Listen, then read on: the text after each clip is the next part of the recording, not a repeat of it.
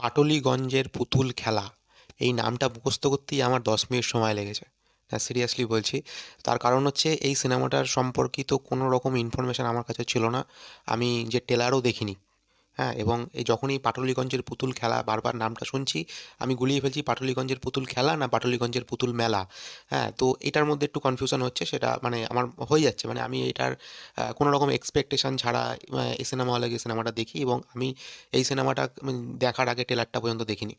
এবং এই সিনেমাটা আমাকে রেকমেন্ড করে আমাদের মুভি রিভিউর কমিউনিটির একজন প্রত্যয় দা। সে হচ্ছে তোমরা সকলেই চিনবে, যে লোকে কি ভাববে, যে তার যে চ্যানেল আছে, সে আমাকে বলে তার বাড়ি চাকদাতে এবং আমার বাড়ি রানাঘাটে। তো আমরা ঠিক করলাম চলো একদিন দেখি পাটলিগঞ্জের পুতুল খেলা কেমন হয়।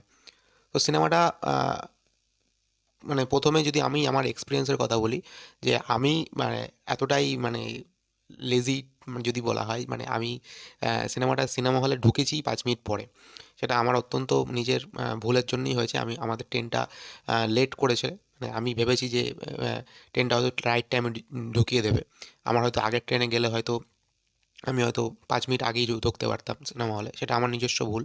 তো 5 মিনিট পর থেকে সিনেমাটা যদি দেখি, তার যে এক্সপিরিয়েন্স সেই কথাটা যদি বলি, প্রথমেই হলে ঢুকে আমি একটু অবাক হয়েছি। কেন এতগুলো মানুষ আমি দেখেছি হলের মধ্যে, সেটাকে আমি অবাক হয়ে গেছি যে ভাই এত মানুষ কী করে হয়। ভাগ্যলক্ষ্মী যখন দেখেছি, সত্যি কথা বলতে ভাগ্যলক্ষ্মীতে খুব কম সংখ্যক মানুষই ছিল আমি যে শোটায় গেছিলাম।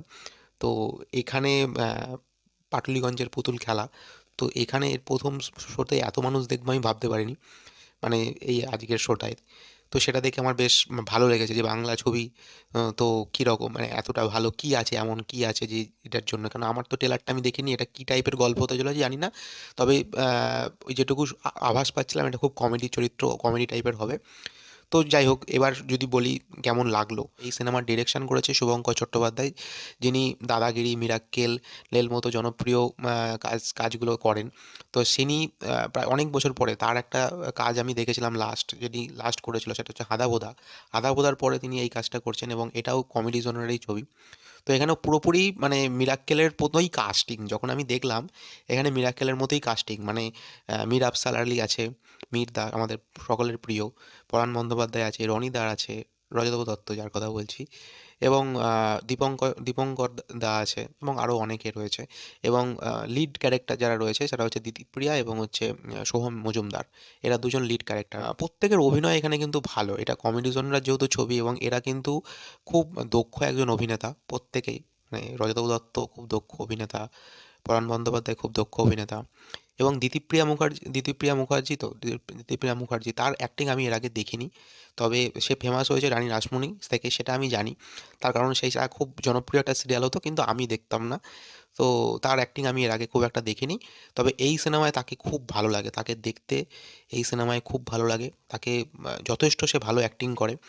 এবং সোহম মজুমদার, তার অ্যাক্টিংও আমি খুব একটা দেখিনি, সরি টু সে।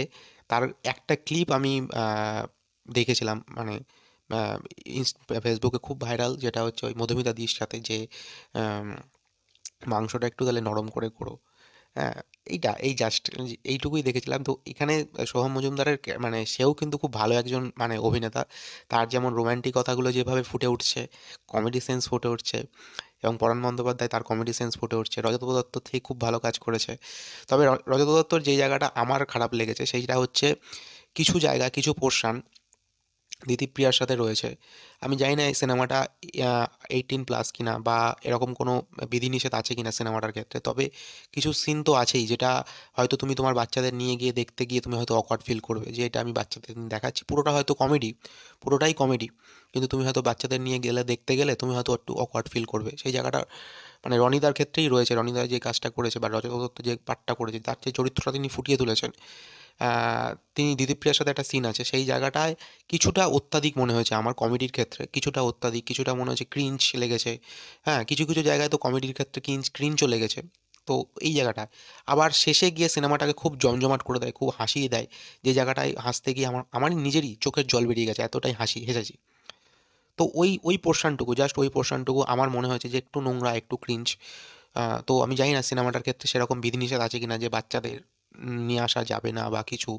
তো ওইটা আমার মনে হয়েছে যে ওই জায়গাটা ছাড়া বাদবাকি গল্প খুব ভালো, গল্প নতুনত্ব আছে। তুমি যদি মনে করো যে ভাই আমি 2 ঘন্টা 2.5 ঘন্টা সিনেমা দেখবো, আমি আমার ফিলোসফি একদম পাশে সরিয়ে রেখে সিনেমা দেখবো, তাহলে বলবো এই সিনেমাটার কমেডির জন্য খুব ভালো।